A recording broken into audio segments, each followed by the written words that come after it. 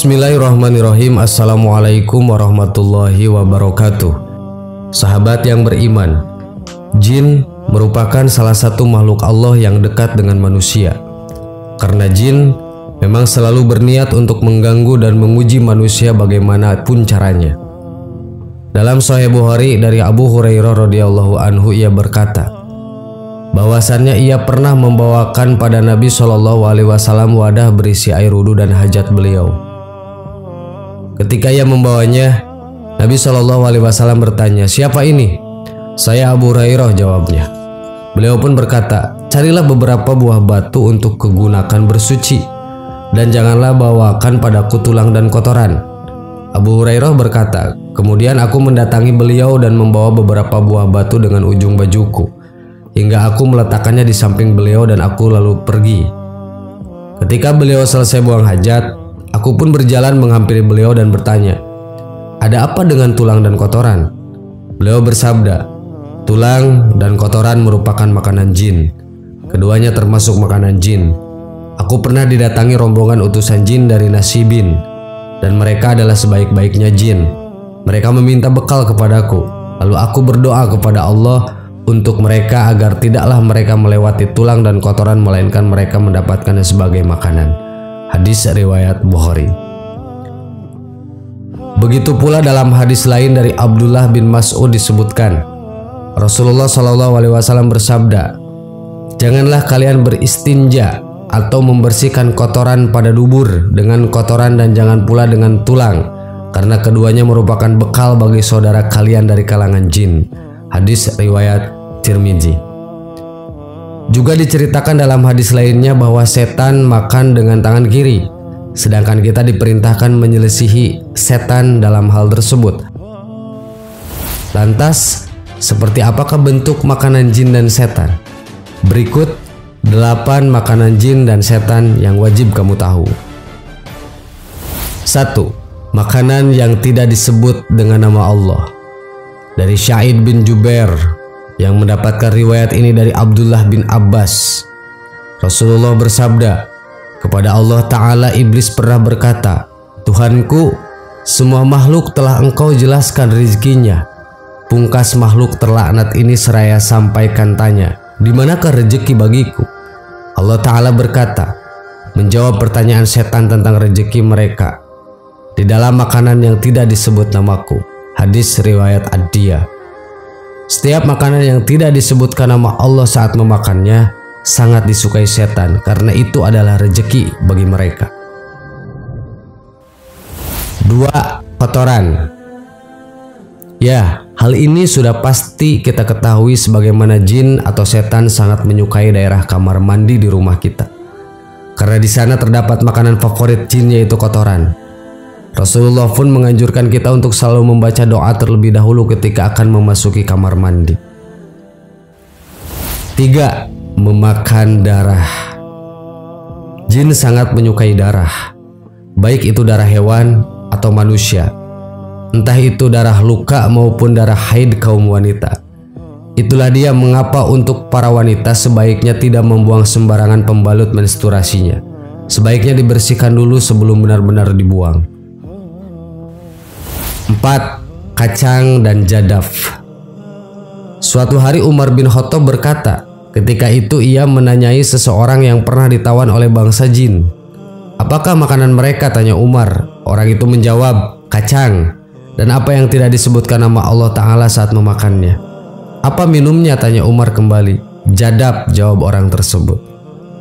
Jadab ditafsirkan sebagai tumbuhan di Yaman yang tidak perlu membutuhkan air untuk memakannya, atau makanan yang biasa dimakan oleh unta dan tidak butuh air setelah memakannya, atau minuman yang tidak membuat peminumnya tersedak. 5. Tulang. Tulang adalah salah satu makanan jin. Tidak hanya anjing dan kucing yang menyukai tulang, namun jin juga sangat menyukai tulang. Jadi sebaiknya jika Anda telah menyantap daging atau ikan, sebaiknya tulang langsung dibuang di tempat sampah. Jangan simpan tulangnya di dalam rumah karena dapat mengundang jin untuk ikut bersantap bersama. Tulang dan kotoran merupakan makanan jin. Keduanya termasuk makanan jin. Aku pernah didatangi rombongan utusan jin dari Nasibin dan mereka adalah sebaik-baiknya jin. Mereka meminta bekal kepadaku. Lalu aku berkata kepada Allah untuk mereka agar tidaklah mereka melewati tulang dan kotoran, melainkan mereka mendapatkannya sebagai makanan. Hadis riwayat Bukhari. 6. Janin bayi. Yang lebih mengerikan lagi, jin atau setan juga gemar makan bayi dalam kandungan. Biasanya untuk wanita yang sedang hamil, tidak diperkenankan keluar malam tanpa pendamping dari suami atau keluarga. Alangkah baiknya jika bayi dalam kandungan dibacakan selalu ayat-ayat suci Al-Quran atau ruqyah demi menangkal pengaruh-pengaruh jahat dari jin dan setan. 7. Bangkai. Indera penciuman manusia sangat sensitif terhadap bau bangkai. Bahkan bisa membuat kita mual dan tidak selera makan ketika melihat, mencium atau aroma bau bangkai.